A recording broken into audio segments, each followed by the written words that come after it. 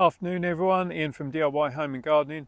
4th of November, I'm up the allotment and sat in front of the rhubarb patch, and I just thought I'd do a bit of a video for you guys. I'll certainly make a start on the video to show you how to prepare the rhubarb for overwintering.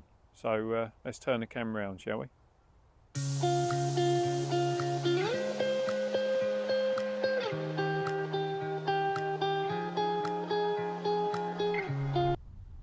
This is the rhubarb patch, or one of. These four plants here around the blackcurrant are Timperley Early, and then over there I've got raspberry bread. These have been planted up here for I think this is the third year now, getting to a decent size, and you can see there's certainly some massive leaves there, some good thickness on the stems. Now I only harvest the rhubarb from about early March through to end of June, early July.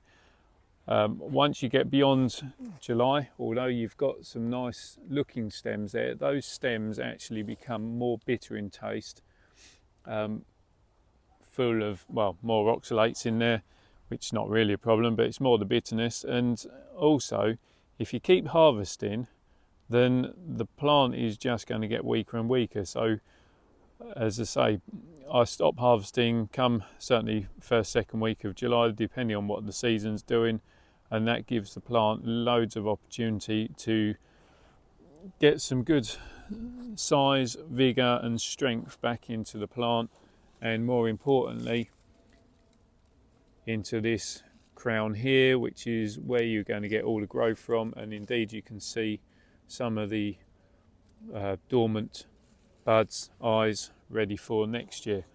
Now we are start of November. What to do with it? Now there is a whole range of things that people talk about doing for rhubarb, what to, how to look after it, how to put it to bed, so to speak. And you would see loads of people promoting cutting back the stems, literally snipping back, leaving that sort of piece. Other people cutting the stems or pulling the stems and leaving them with the leaves covering over the crown for protection. For me, I don't do either of those options because, quite frankly, you're just asking for problems. Now, the first one, if you cut the stem like so, you're going to end up with whatever piece you leave on there is going to rot backwards and potentially get into the crown. So that's a no-go for me. Pulling the stems off, I don't pull the stems off either, because again, why pull it off at the moment? You're just going to potentially open up a wound to the crown, and at this time of year, being the autumn coming into winter, it's just going to sit damp and allow bacteria infection to get in potentially. And again, where we've got the stems that have come off, laying the leaves over the crown, all that's going to happen is these leaves are gradually going to decompose and again allow for bacteria infection potentially. Any insects that are already on these leaves, lovely little hotel for them to reside in over winter.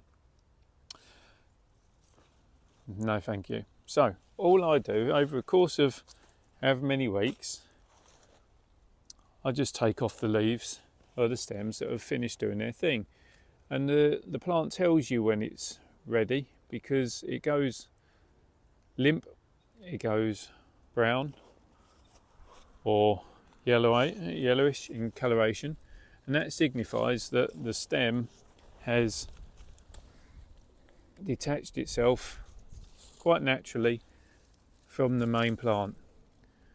Now you can see that, so there's no point in causing any additional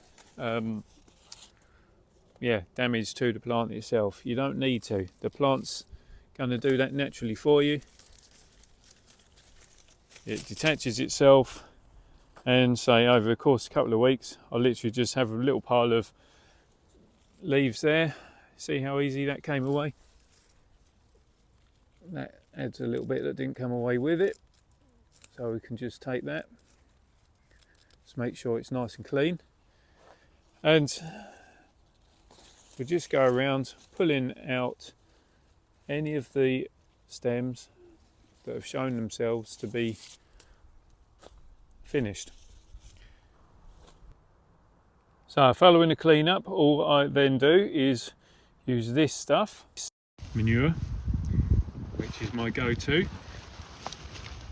Put a good block about 3 inches deep all the way around the plant, so those few leaves will come off in the next few weeks anyway.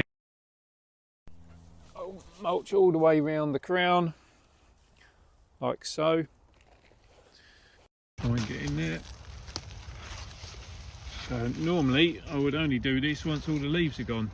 So 3 inches thickness at least around the whole thing, and then just on the top there. And what that's going to do, that's going to help insulate into that main crown there, which is what you want. It's just protecting it from the worst of the winter weather. The slight gap, if you like, between the two is going to allow for a bit of air movement, so it's not going to sit stagnant. But what you also find is that this manure that's around it will break down over the course of the winter period, and then that's going to put great amount of nutrients back into the soil, ready for when you want to kick start your rhubarb start of next year for that nice sweet early stems. So that's it. That's how I deal with my rhubarb for overwintering. As I've said, that's how I look after my rhubarb over winter. There's nothing to it. You don't need any tools, you don't need to cut back, you don't want to really do a lot, to be honest. The plant's going to tell you when it's ready to be cleaned up, when it's ready to go into dormancy. All you've got to be there for is to clear away those dead leaves and then give the bed a mulch, and quite frankly nothing that can be too hard about any of that. So yeah, it just takes a little bit more time than taking a pair of secateurs to it, because you're working with nature, not in your own time. So as always, if you've got any questions, then please send those questions to me. I'll do my very best to answer those for you. If you've liked the video, then please subscribe to the channel. Don't forget to hit that reminder button so you don't miss out on the future videos that I do. And as always, just enjoy yourself, have fun, and if rhubarb is new to you, then try a bit more. A lift, a divide, see how you get on, try some different varieties and see how the flavours compare. So till next time, bye for now.